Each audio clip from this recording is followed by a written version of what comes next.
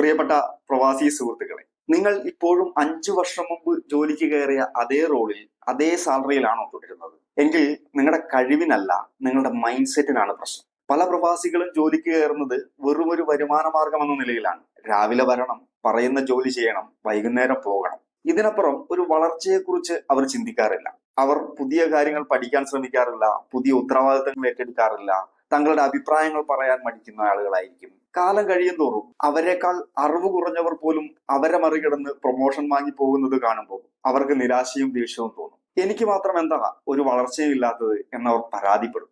കരിയറിൽ വളരണമെങ്കിൽ ഒരു ജീവനക്കാരൻ എന്ന മൈൻഡ് സെറ്റിൽ നിന്നും ഒരു നിക്ഷേപകൻ എന്ന മൈൻഡ് സെറ്റിലേക്ക് മാറണം. നിങ്ങളുടെ ജോലി നിങ്ങളുടെ സമയത്തിനുള്ള ഒരു കൂലി മാത്രമായി കണക്കാക്കരുത്. പകരം നിങ്ങളുടെ കഴിവുകൾ വർദ്ധിപ്പിക്കുന്നതിനുള്ള ഒരു നിക്ഷേപമായി കാണുക. ഒന്ന്, എപ്പോഴും ഒരു വിദ്യാർത്ഥി ആയിരിക്കുക എന്നുള്ളതാണ്. നിങ്ങളുടെ മേഖലയിൽ വരുന്ന പുതിയ പുതിയ മാറ്റങ്ങൾ എപ്പോഴും നിരീക്ഷിക്കുകയും അതിനെക്കുറിച്ച് പഠിക്കാൻ ശ്രമിക്കുകയും ചെയ്യുക.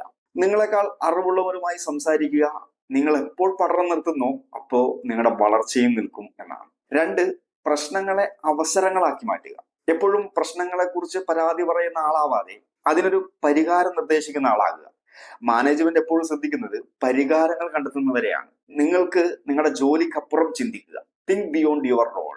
ഇതെന്റെ ജോലിയല്ല എന്നതിന് പകരം കമ്പനിയുടെ വളർച്ചയ്ക്ക് നിങ്ങളെ കൊണ്ട് എന്ത് ചെയ്യാൻ പറ്റുമെന്ന് ചിന്തിക്കുക. കൂടുതൽ ഉത്തരവാദിത്തങ്ങൾ ചോദിച്ചു വാങ്ങുക. ഇത് നിങ്ങളുടെ മൂല്യം വർദ്ധിപ്പിക്കും. ഓർക്കുക, നിങ്ങളുടെ കരിയറിന്റെ വളർച്ചയുടെ പൂർണ്ണ ഉത്തരവാദിത്തം നിങ്ങൾക്കാണ്, നിങ്ങളുടെ കമ്പനിക്കോ ബോസിനോ അല്ല. ഈ 3 മൈൻഡ് ഷിഫ്റ്റുകൾ നിങ്ങളുടെ പ്രൊഫഷണൽ ജീവിതത്തിൽ വലിയ മാറ്റങ്ങൾ കൊണ്ടുവരും. നിങ്ങളുടെ കരിയറിൽ വളരാൻ നിങ്ങൾ ഉപയോഗിക്കുന്ന ഒരു ടിപ്പ് താഴെ കമന്റ് ചെയ്യാമോ? കരിയർ പോലെ വളരെ പ്രധാനപ്പെട്ടതാണ് നമ്മുടെ സാമ്പത്തിക കാര്യങ്ങൾ. നാളെ പ്രവാസികൾക്ക് ആവശ്യമായ മണി മൈൻഡ് സെറ്റിനെ കുറിച്ചാണ് നമ്മൾ സംസാരിക്കാൻ പോകുന്നത്.